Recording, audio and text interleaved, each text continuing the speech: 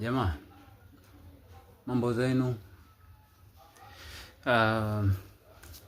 Nachukua video hii na sio kwa kusudia, lakini ni kwa kutaka kuuliza kwa waliofanikiwa kimaisha, lakini pia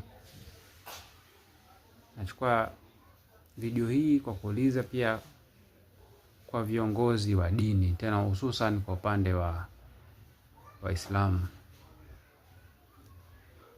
Siulizi maswali haya kama kwa kuwakejeli ama kama kwa kuwatukana ama kwa kashifu, ila nauliza maswali haya kwa kutaka kujifunza ama kwa kutaka kujua, na huenda ikasaidia watu wote wenye maisha magumu kama mimi. Mashekhe wengi mna encourage sana watu wawe ni wenye kutoa sadaka, zaka, lakini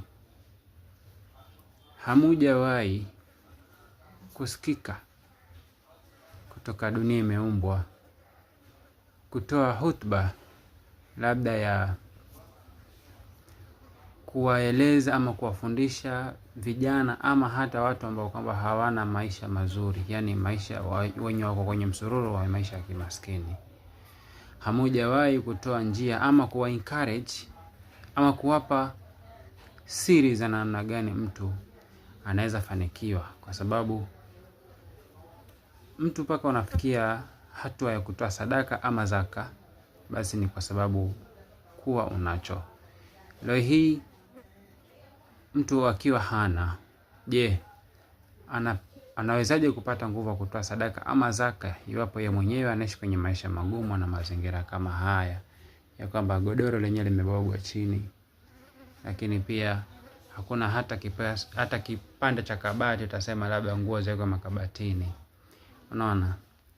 Hebu jamani, maisha yalipofikia sasa hivi naona binafsi kwangu mimi ni magumu sana.